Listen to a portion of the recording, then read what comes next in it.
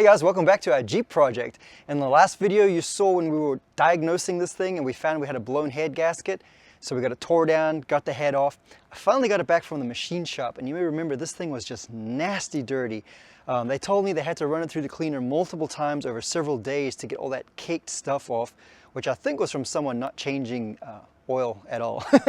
Because all the valve train assembly I had to clean myself with the ultrasonic cleaner and boiling water and scrub, and it took a long time. I spent several hours just cleaning all the rockers and valve train, but the head came out great. The machine shop went ahead and did a Magnaflux, and they said it came back no cracks. They disassembled it, of course. They pulled out all of these valves and inspected everywhere.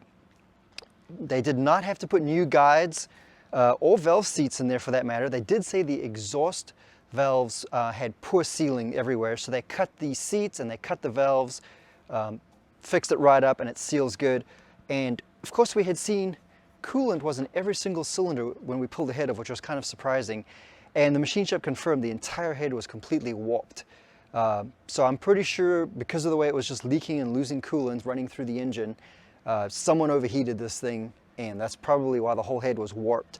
So now they've milled it off, but overall he said it's a great head, it's in good shape, and we should be able to get this guy back on. Even these ports were so gunked up, he said he took forever to get those cleaned out as well. So pretty happy about that. As far as the block over here, I was doing some prep, but this was about 2 weeks ago and we had to wait on the head, and unfortunately it's turned all nasty again while waiting and started to corrode and whatnot, so I'm gonna have to redo this. I was going to show you here some of this prep work. You can see this is actually children's Play-Doh I packed in, and obviously these ones were higher up. The ones that were down I also stuffed paper towels in. But the idea is here, when you're cleaning all this surface, you don't want anything to get in anywhere because you're going to go in the water jackets and the oil. But more importantly, if you get junk between the rings and the cylinder wall, that's going to be an abrasive, and it's just going to grind away and tear up your cylinder when you start that motor over. So after I pull back that Play-Doh, I'll shop vac everything out I can. I'll inspect it real close. I might even have to spray some carb cleaner in there and compressed air to really clean out any particles between the ring and the wall. And if I do have to go that far, then I'll re-oil it with a little bit of oil. And that's so that on startup we don't have any dry metal or metal scraping. So I think we're in good shape. So let's get back to prepping this, and we'll get this head back on.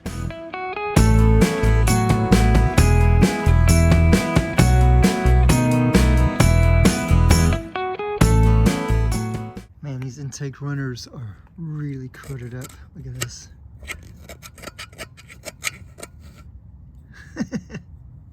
Got to get these all cleaned up. All right, while we have the head off, we're taking the opportunity to go ahead and inspect our lifters and make sure they're in good shape. For some reason I thought these would be a roller. I was kind of surprised to see it's like a flat tappet style, but nonetheless we're getting them out. They're also really thick compared to the Mustang 5.0s. Pretty simple to get out once you've got the head out. Just a simple magnet like this can stick to it, and they just pull right out. And so I can just drop this one back in. Super easy. Got to get that guy down in there and into the hole, and then just get the magnet off without pulling it back up. Then I'll just grab the one right next to it. And as we pull these out, we're checking the bottom to make sure they're not torn away.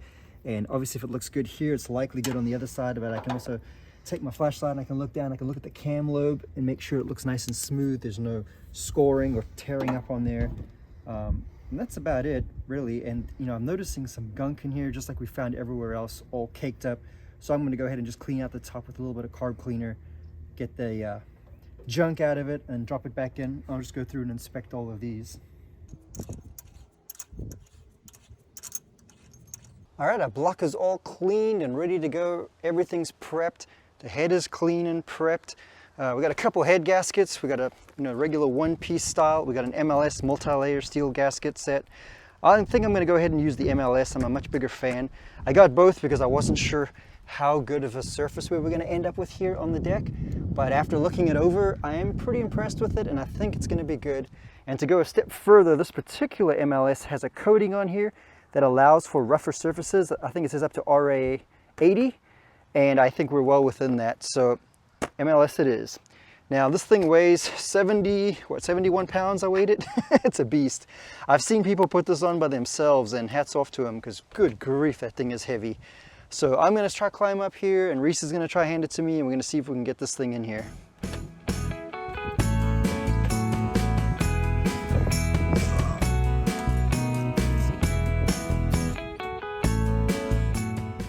So this is about when things nearly go south for us.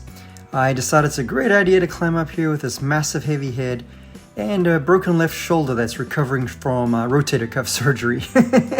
So I had the strength to hold it, but I just couldn't flex into position because the shoulder was too stiff and wouldn't move. So I try and hop up here, get in a little better position, thinking I can overcome the shoulder shortcoming, and nope, it's not really working. And I lean in here and nope. nearly dropped the whole thing. So we kind of regroup and go for a different strategy. Over here, Reese is gonna hold the one side so I can twist my body and not have to pull my shoulder out that doesn't want to move. And that does the trick. We kind of get it down and in she goes. All right, with our head in here, now we're ready to drop in all of the head bolts and get this torqued down. There's some different kinds, so you need to be aware. There's a kind that has a threaded stud on it. Those ones are much longer. Very easy, all down the driver's side, all of those. On the other side, we have two that have dowel studs with no threads on them, just smooth dowel. And that's also super easy, second to front, second to rear. So that's exactly how they drop in on the motor, nice and easy. And we got a tightening sequence right here, along with the different steps where you're gonna go 22 foot-pounds, first step, 45 foot-pounds, then 45 again to recheck. Then you go 110 on almost all of them except for one that only goes to 100. And that would be this front corner one here, because you're gonna put a sealant on it. See this front corner bolt right here? It goes down and the threads go into this water jacket. And that's why you have to put a sealant on those threads. And because that one is lubricated with a sealant on the threads, you only turn that one to 100 foot-pounds. The others get turned to 110 on the final tightening because they're installed dry. So it'll be an equal tightness, but because of the lubrication on there, only do 100.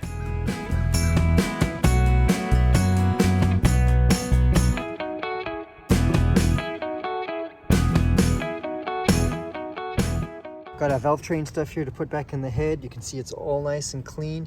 We marked it, we put it in order when we took it apart, because these do wear into each other, so they want to go back in the same order. We put engraving on each one, you can see, so we know where they go, and same on each individual part.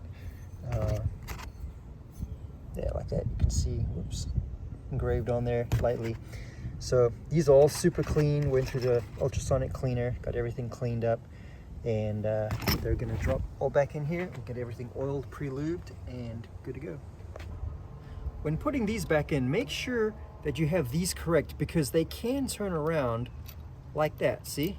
It can go either way, but it's not the same. If you have a look at them, one side is wider than the other side and the other end is narrow.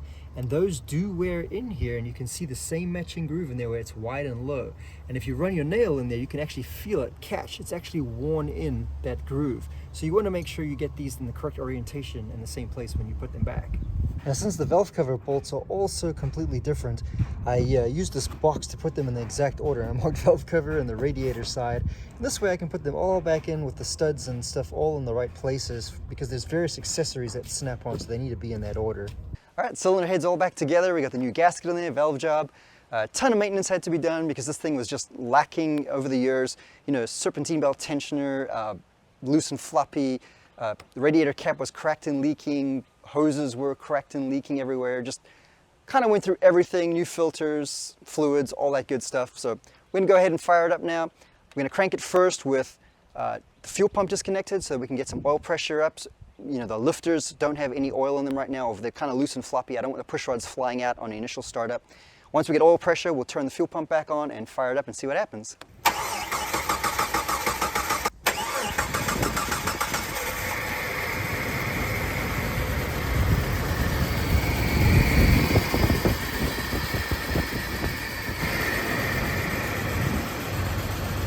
So far it looks good. It's not ticking and nothing's leaking out. Let it warm up and see what happens. That's perfectly normal. That's just oils from assembling it back together. all my greasy hands on the exhaust burning off. It's holding temperature, it's not overheating, that's a good sign. Drive smooth. Suspension's still terrible, it sways all over the road. I'm gonna have to fix that next. Well, Jeep's running great. I mean, we've been driving for several days now. It's not losing coolant or dripping it out the tailpipe. Engine runs fine, nothing overheats, drives smooth, feels good. I'm calling it good, I'm happy. Still needs the suspension and the gears addressed, of course, but you know, projects for another time. For now, we're just gonna enjoy this thing and have some fun. Be kind to one another. See you later.